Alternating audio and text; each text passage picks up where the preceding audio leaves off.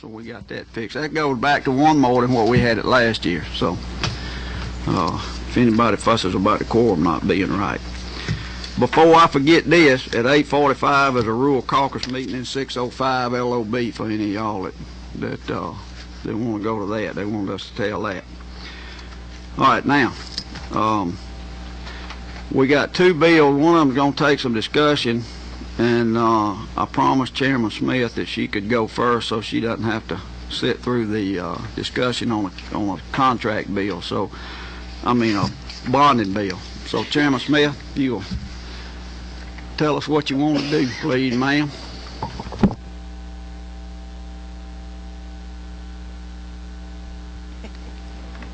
First of all, thank you. The information on honeybees, I had my honey this morning, just so you know, and that is the type that you get from bees. Now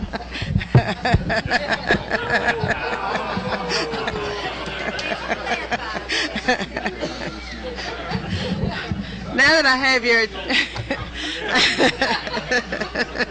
now that I have your attention,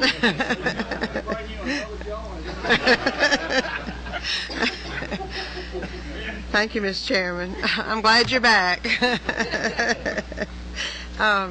Today I bring to you an issue that was brought to my attention by someone in my district. He handles the finances for a very large church, and as in a lot of churches, your volunteers who run your operation, they are volunteers. I mean, they have other careers, and he got frustrated by something called automatic renewals that renew every 5 years, and nowhere could he find clear information of when these renewals occurred. So I'm really speaking to the consumer part of the committee as opposed to the ag part of the committee. In this bill, House Bill 234, there are about three things that are pertinent to the bill. First, it requires a seller that has an automatic renewal provision in its contract to clearly and conspicuously disclose in its contract or contract offer. Second, and this is the main part of the bill, it requires the seller to provide the consumer with written or electronic notification of the automatic renewal provision no less than 30 days and no more than 60 days before the cancellation deadline in the automatic renewal process. There are exceptions to this. Banks, utilities are an example of that. The penalty is that the contract is void and unenforceable if that is not, if that does not happen. And you know, as we all do up here as citizen legislators, I got my lesson on renewals in contracts, but I asked for my constituent to give me two or a couple of good examples of what he's dealing with, and one was an elevator renewal contract, and nowhere could he find disclosed what he needed to know until he got an increased invoice, and it said it had renewed for another 5 years, and so he had no opportunity to even comment on it. And then the second one was a dumpster company, and the same thing happened to him. Further research, I thought, well, if this is going on in my state, have other states dealt with this? And it is an initiative now taking place in most of our states. I can have a list of some I can rattle off. Illinois, Louisiana, Utah, Florida, Connecticut, and Hawaii have already passed something very similar to this bill, which is where we got the template for the language for this bill. Thank you, Mr. Chairman. I'll answer questions. Have any questions for Lynn? I appreciate you bringing it, because this is pretty widespread, not just in the elevator industry, but you even see it now with consumer where there's not a contract on magazine subscriptions, etc., that they just automatically renew it without any notification in many cases. Alarm companies is another example. Yeah. Internet activity now, there's a lot of examples of that. So, and we're not the only state doing. Most of your states, in some form or another, are taking up this issue. Is there any kind of federal law that? Not to my knowledge. I think it's there. I can't speak to the federal aspect at all. We did our research on the state level. I mean, I appreciate the problem too. I mean, but I just didn't know if we're going to be superseded by anything federal government. At the federal level. Yeah. But, I mean, with interstate type situations. Even though you did make a comment a while ago and I was going to move the table out. I just am commenting, I'm glad you're here. And to have personal GPS locators is really nice. Move the table. Is there any more discussion? Like 5-year, or are they enforceable contracts? Yes. Is it any limit? Can they do a 20-year? How many? And I know there's some attorneys probably in the room, but a contract is between two adult knowing parties. But what happens is the skills of the one producing these contracts, the seller of the contract, so to speak, and it can be as short as 6 months. That's why the language is like it is on page 1 with your definitions of how long they are. But you can have contracts for any length of time. 5 years seems to be what an average is and where the confusion comes in. But two adults entering into a contract, marriages are a contract. I don't want to go, you can break a marriage contract, but you sure can't break one of these. So it's what, and so it's why it's important as a consumer issue. Chairman McCall, may I ask a question? Yes, ma'am, you sure can. Thank you for the bill. It's very good. My question really goes to whether or not, maybe I just didn't see it, it spells out specifically that if the notification is not provided by the company, that there is no automatic renewal, whether or not, for the sake of stating, perhaps should be obvious, maybe except for lawyers who might be looking at it, trying to get around it later. Right. Whether or not they will. And I learned that there's a set of lawyers that tries to draw up ironclad contracts, and you've got another set that tries to break the ironclad. So I'm learning a lot, but the language I think you're looking for is lines 56 and 57 on page 3. I hope that's what addresses what you brought up. Mm-hmm. Is what provision here, what notice is? Mm-hmm. It has to be visible, clear, and then the consumer also will find that they can. They have to be told who to contact, not an ambiguous 800 number. So, because that's the other problem, you start trying to contact and you can't. So. Think about John.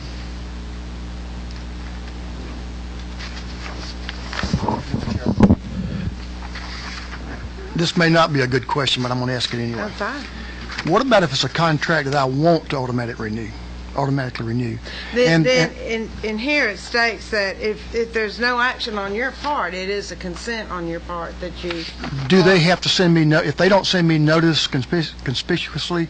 Does that automatically from their side cancel the contract? Because they would use that, they would not notify me if they wanted to get rid of it. If price has gone up and I had to lock it. So how does it act on the other end of the process? Do we protect that side too? Here's what I think might address what you're asking me. So look at line 40. It says such notifications shall disclose clearly and conspicuously, one, that unless the consumer cancels the contract will automatically renew. Okay. And then it shows the methods by which the consumer can obtain details, which spells out the specific provisions. Telephone number, address, referring to the contract, and then the other method. So like I said, I'm learning on this as well as everybody else. Thank you. Thank you. Anybody else?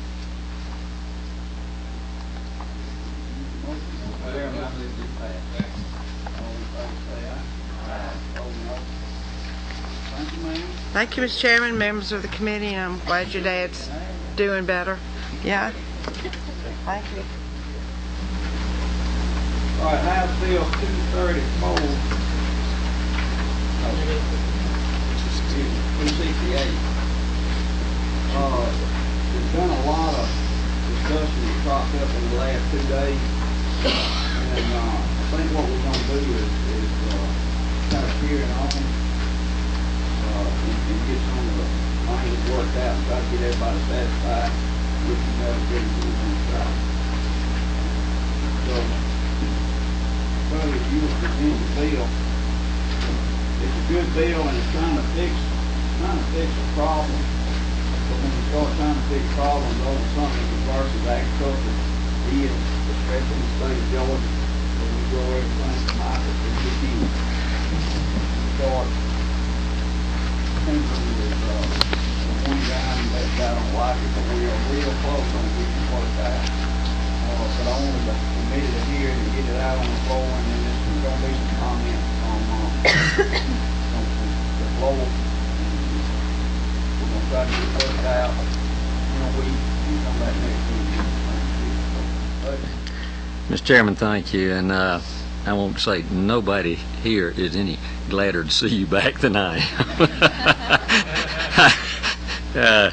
You're a busy man, but and certainly hope that your father continues to improve so you can be with us. But the bill is House Bill 268. The LC number in your folder, I believe, is 400276. Now, there have been a few adjustments made since then.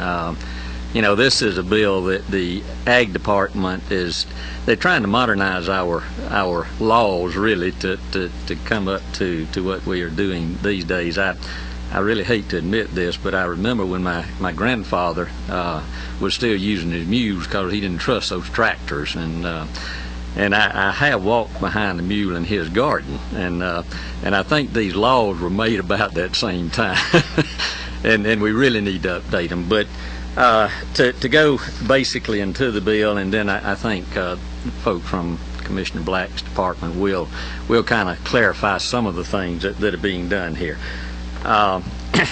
The problem has come about that basically producers cannot be assured that the people to whom they are selling are bonded, and that they are assured that they will receive, adequate payment for what they've done. So, and in going into the act, I think the department found that there were some changes that could be made, but then over the past couple of days have found out that cotton was one of the commodities that thought was protected in other places in the bill and is not currently protected. So that's why Chairman McCall is saying that we'll just have a hearing this morning and let you get familiar with what's trying to be done. But this is basically a producer protection bill to try to update the provision so that producers do have some protection in selling their crops. And this bill, in Section 1, you'll notice that agricultural products include fruits, vegetables, eggs was struck, and cotton was struck because they are covered elsewhere. And the eggs stands. We are going to probably have to adjust the cotton and see where that fits in, and maybe some of the folks from the Ag Department can tell us this morning kind of what they're working on there. But they have worked with all of the producers, the fruits, vegetables, eggs, pecans, cotton, and grain, because grain is dealt with in another section. But we'll be making a few adjustments there, I think. But that's basically this defines a dealer, as it always has. But the next change, I think, comes in Section 3. No, I'm sorry. Here's in Section 2. There was a license. This bill will require a license for a dealer, and that license can be up to $400, and the amounts of the bonds have been increased. But in this Section 2, the law originally said no fee for such license shall be charged, and that's been changed now to an annual fee not to exceed $400 shall be required before a license is issued. And before that license is issued, then the dealer must have proof of bonding and the amount that's going to be required by the law. And then later on it says, or until that such license shall be valid until revoked or suspended as provided in this article, or until the annual license renewal fee is unpaid. The licensing before was no fee, so really there was I guess that was probably a bookkeeping nightmare for the department. And this will at least put something in the law that will allow them to charge a fee and and maybe that'll help them fund their enforcement of this act.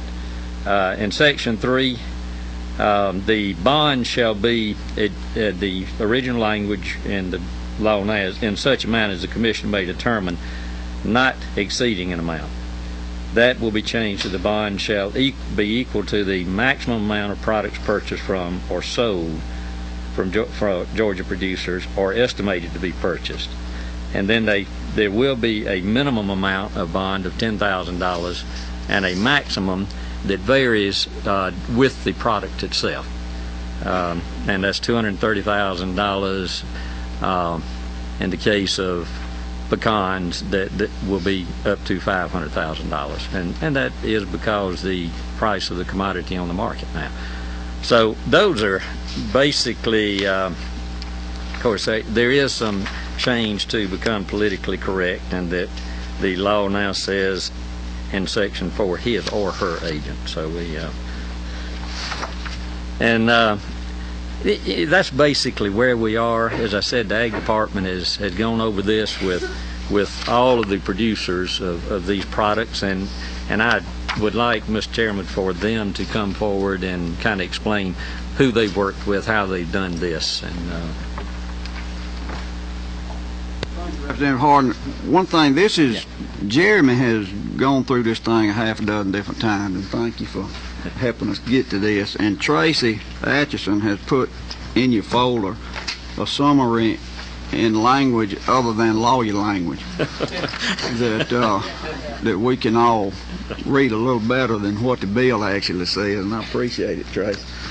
But at this time, Gary, you want to come and talk to us about where the department is and why we're doing this other than trying to protect the producer? And then we'll go back and whenever you got questions, we'll get either Buddy or Gary or whoever else has got anything to say. Okay, thank you, Mr. Chairman, members of the committee, and thank Vice Chairman Harden for bringing the bill. It has been a committee activity thus far, and it'll continue to be. Let me start by saying I long for the day, and not because of our aggravation of things, but because I want us to come to this committee always. And I promise you there'll never be any surprises, and we're straight up. But I do long for the day where we just get a month where we don't have a new discovery of something that's and I think I'd be fooling you to tell you that we're not there yet. I think we got another couple of years of this, quite frankly, because they're just things that in trying to get our policies and where they should be for 21st century agriculture. We started out, Chairman Roberts and others we actually had a meeting during session last year, had producers together and grain warehousemen and other folks, had work group over the course of the summer with everybody at the table and our friends at Farm Bureau and other folks that were participating, and had lots of good input. We thought we had a bill that would actually really started out working with produce, because dealers and ag products was where a produce broker would be, a primary focus.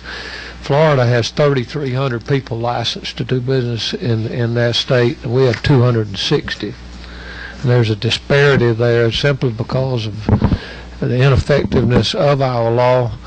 And plus, in some cases, I think we've outpriced ourselves on the bonds, but just because of the antiquated law that we have. And so, in trying to pull this together, we knew we needed to raise the bond limits, but we wanted to get it compliant. And the reason you say there's 10,000 to 230,000, that's kind of an odd number. That's where above 230 is where the feds pick up. But see, we've got produce dealers right now that have $1.2 million bonds. We're overpriced. We're over-regulating them, and we need to pull that back and be compliant with federal law. But then, it's absolutely nuts. I mean, I'm not for expanding government, and I'm not for us to, but we've got an old 1950s law that says you can get a license for free and you get it for lifetime. That doesn't make any sense either. So we need to kind of get it into the business practices of current times. So an annual fee up to $400 we don't think is unreasonable, and it pretty much matches some of the other things that we have in law. We're raising the bonds for pecans. We're raising the bonds for these other things simply because commodity prices are different than they were when these bond limits were set. They're substantially different. And quite frankly, even at $500,000, it's better for our producers, but that's a start. I'm not suggesting we need to go to $1 million. But we think $500,000 is reasonable. But it still is incumbent upon people to know who they're doing business with first.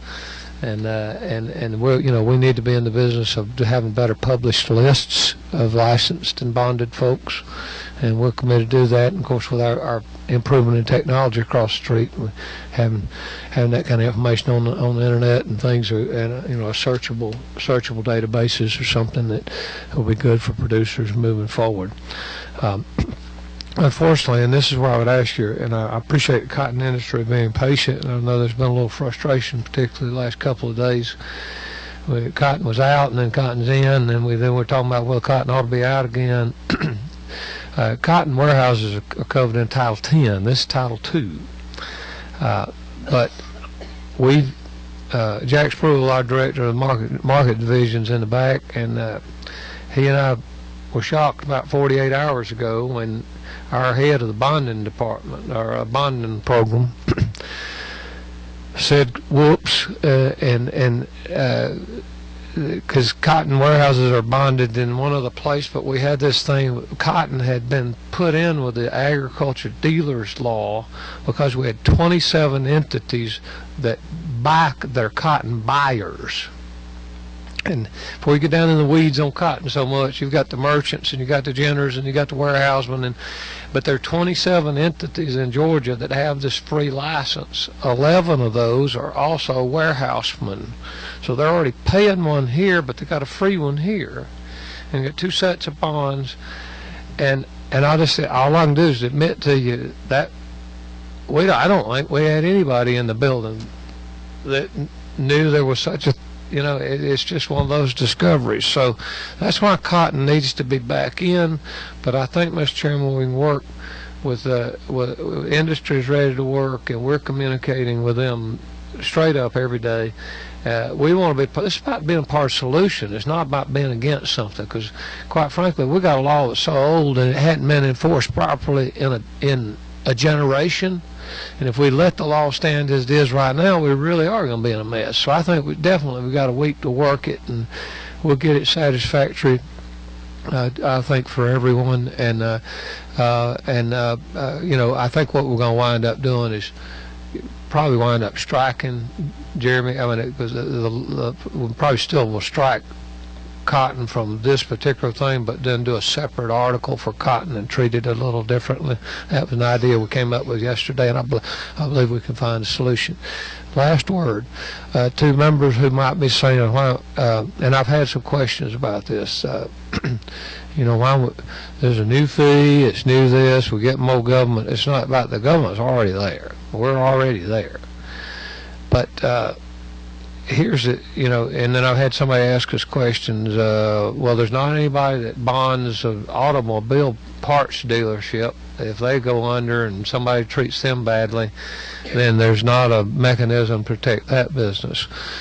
Well, that is true on different levels of commerce, but let me tell you something that hits every one of us. All of us. You have constituents at home, and I got them. I got them all. You have anybody that sprays your home for bugs?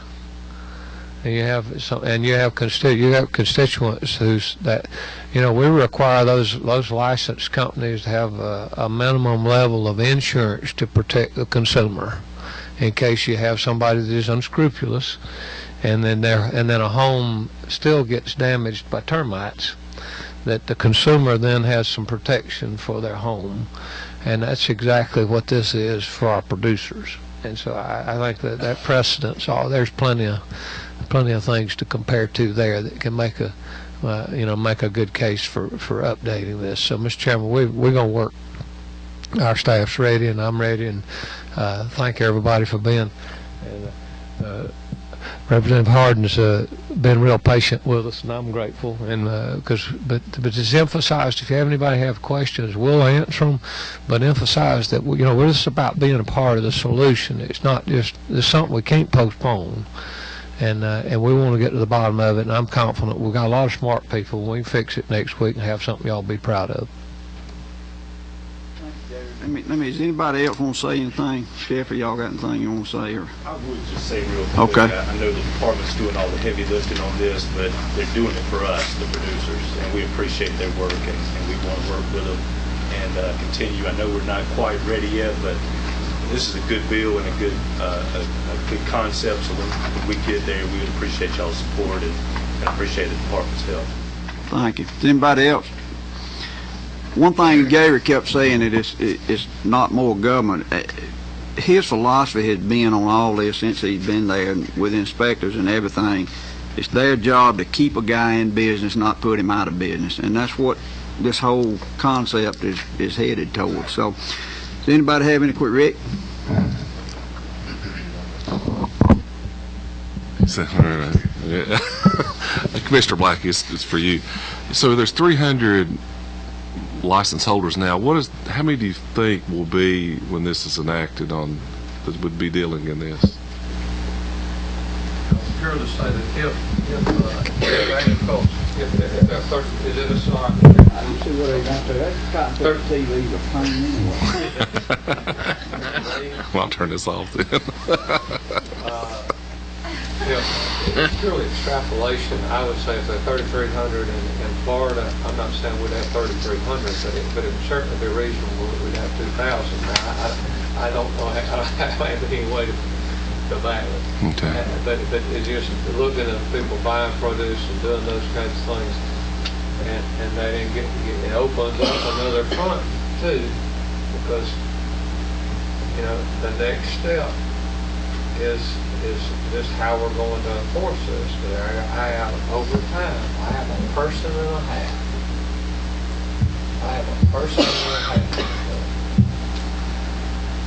Right. Well, that's, I guess, my next one. So what is the penalty?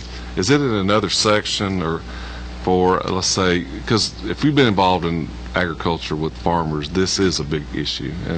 But what's the penalty on the pinhooker buyer, whatever, that doesn't fulfill? That's not in how do we get that net so we grab those people? That's I guess that's. We don't have in the current statute. There is no. It's a misdemeanor. We're not changing the penalty. Yeah. How much is it? Well, misdemeanor. Jeremy could tell us what the. It's a misdemeanor for the entire article. Yeah. Okay. Okay. But then on the other, that's where if you're going to try to apply this, there are plenty of other things that you committed fraud.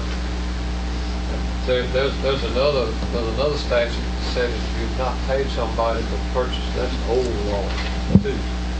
It's in excess of $500. That's actually a felony. It's not this code, but it does deal with agricultural products. It says if you fail to pay, there's 20-day, I believe that's 20 days.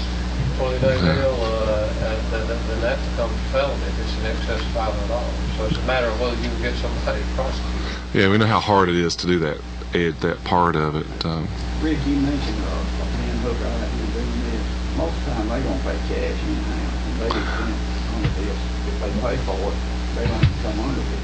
Well, Mr. Chairman, there's a lot of them also that are taking on consignment many times and moving it to a different site, all the negative things that go along with that. Sometimes not in excess of this amount of money is what I'm getting at too, but that's how we catch them. Because I've dealt with people over the years that this has happened to. We talked with Sydney the other day about, if this goes in, is there, like our Georgia Grown card or something like that can be put with this so that a producer, when they buy or being sell or whatever, knows they're with someone who has this protection, kind of fits all of it in together, so that they look at it and say, "Oh, okay, yeah, I've got my bond. I'm a certified buyer. You can trust. There's something behind what I do." That we could consider doing something like that additionally. Oh, that's an excellent idea. That's what I was about it now. We can do a far better job. We're pretty aggressive on pest control operators. We do some PR throughout the year to say, look, homeowner, only do business with a licensed pest control operator, because here's your level of consumer protection. And I absolutely believe we need to ramp up our aggressiveness, trying to telling farmers that we're trying to reach out and have that education for them. I think kind of in the past what we've done is we've run some lists in the market bulletin and you then hope everybody sees it. But we've got to be far more aggressive in communicating with people. I don't know if y'all knew from a gig department standpoint. See, now we've got about, out of the 23,000, we have about 19,000 of them done online. We have emails. And all of them got an email from me about 36 hours ago reminding them if they're not using it, they're going to lose it. And so, and people have already got your people as long as do that. I think we're getting a pretty good example that we've never had an electronic means to talk with producers all at one time. And we're going to use that to help get this work. Yeah. I was thinking there were some that the buyers had that they could look at in their hands. It's just that rarely had to.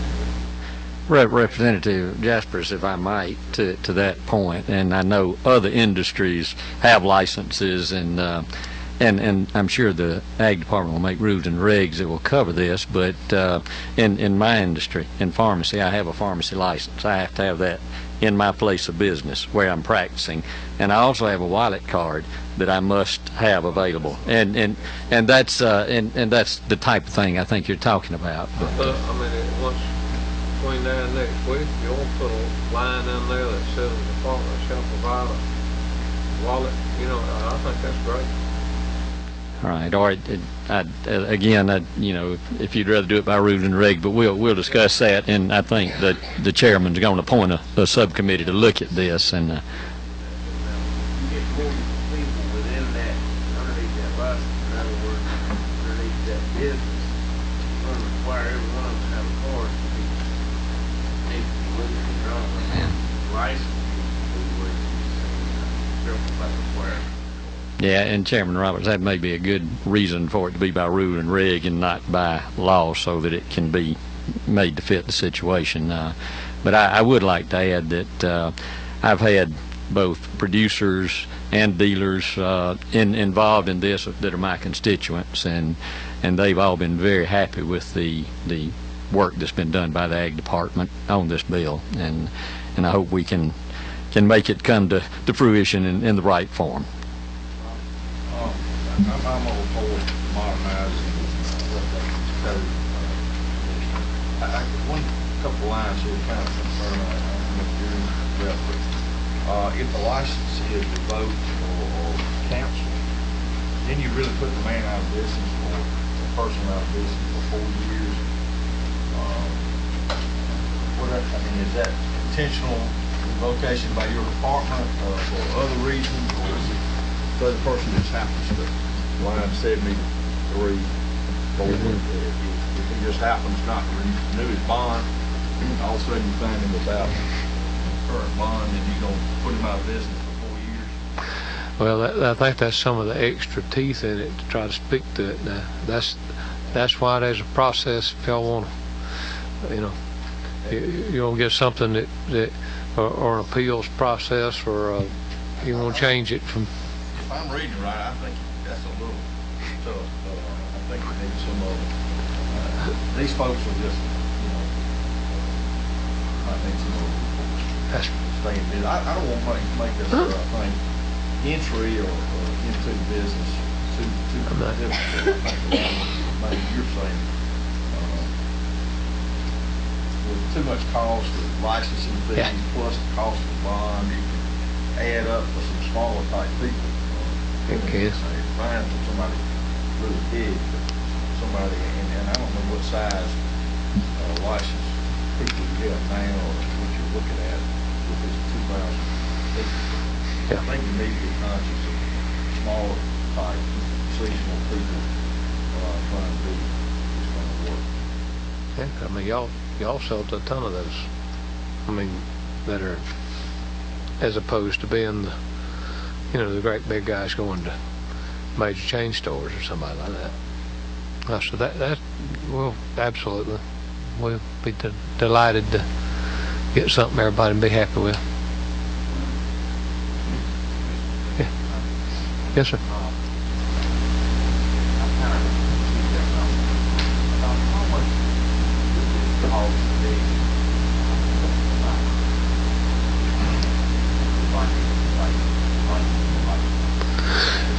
Jack, we got a list on those. Only in my mind Yeah. in terms of bond, the cost of this surety bond. I went to Surety Bond 101 with a real nice gentleman who told me that we actually they publish that surety bonds cost between 1 and 18% of face value. He said we publish it, but it's an absolute lie. He said we would never issue a surety bond to anybody who was up in that 18% category. They're a terrible risk.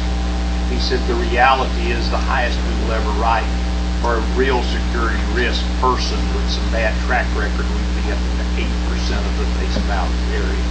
He said those are real marginal and hard to get. Most of the surety bonds, he said, would deal between 1 and 5%, with the majority falling at that median of 2 to 3. 5% of the total sales. 5% of the face value of the bond they're required to have. So if they're required to have a $10,000 bond, their cost would be 2 to 3% of that $10,000 for that surety bond. So in this, the producer would just continue to have a $300,000 bond. No, just the dealer, correct. He would be bonded according to his maximum monthly purchase. If this is a small dealer who is making small incremental purchases and his highest monthly purchases were no more than $10,000, he would be asked to supply us with a $10,000 surety bond. Some people obviously there's something wrong. Well, that something would be taking product from a farmer and never paying them. Or driving up to a load of water, driving up on a watermelon field and said, "I understand you need to move. You got a load of watermelons you need to move. I've got a place we can put them." And then they put on a big 18-wheeler, and they go far, far away, and nobody ever hears from him. Or those watermelons happen to get somewhere, and then the people on the other end say, "Well, these are not the kind of watermelons I bought, so let's talk." And therein lies where we need to be far more aggressive. We're not going to we can't protect every farmer. We're not going to keep people from making unwise business decisions. We can't police that. But what we can do is encourage them, Representative Jaspers, to check our website and look at the online registry of people that are licensed and bonded. We would strongly encourage you to never do business with anyone that is not licensed and bonded, and raise that level of education. Farm Bureau does it over the TV, and we all need to do a better job of educating our producers.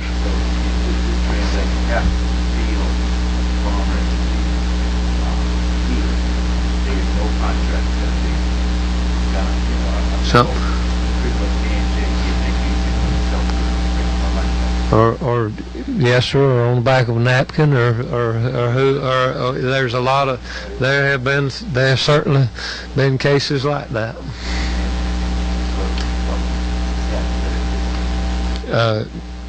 Yes sir, certainly. We don't have a year go by that there's not, something, and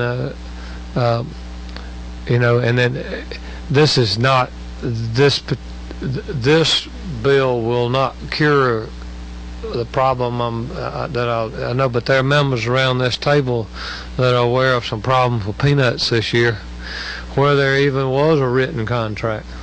There was a written option, and it's close to, it just happens to be in, fellow happened to be in the entity in your county, and where there's 66,000 tons of peanuts that were contracted for $750 a ton, and $750 wasn't honored, as far as I know, to anybody.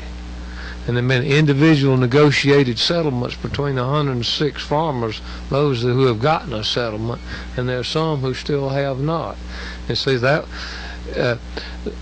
again, this bill doesn't cure that, but the scenario is the same. Peanuts are federal, and it's just it's another can of worms. But the idea would be that, if a person was licensed, and if this particular situation had happened in a licensable activity, then at least you would have had a bond to call on. Y'all see how complicated this is, Patty? Last question right quick. Thank you, Mr. Chairman. With me being new to this committee, I'm still learning, and welcome back. And just so you know, Representative Horton did an excellent job while you were away. Yes, sir. Yes, sir. But I just want to make sure I'm absolutely clear on all of this. How does this bill affect the little dealer or the little farmer that sits on the corner selling tomatoes and all of that kind of stuff? It doesn't affect them at all. Okay, doesn't great. affect them at all. Okay, great. And lastly, what was the final answer to Representative Dickey's question about being, if a dealer doesn't renew their license and within a time frame? What was the actual answer to that question? We all put our heads together and figure out what y'all want it to be. Okay. When that's a, that was a stab at trying. I think we want y'all to understand that this thing's serious, and we don't just need to slap folks and pat them on the head and say we're sorry you did. Whatever we can arrive at that would give us some ability to literally to enforce something we'd be pleased with. Right. And same goes with the funeral business. We have to show our license to the families that come in so they'll know that we're a licensed funeral home. And my husband, as a funeral director, has his little card that he carries around while we work in funerals. In case the inspector comes, he can pull out his license right there and show that he is a licensed funeral director. So okay, all applies. Thank you. Thank you.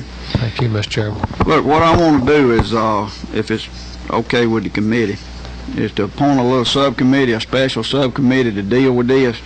If John Burns will chair it, Rick Jasper, Sam Watson, Jay Roberts, Margaret Kaiser, who is a consumer side of some of this stuff, and Robert, you being the secretary, you ex officio automatically, and anybody can come and talk and work this thing out with the department and the producers and consumers and try to get all this stuff straight. You see how complicated it is.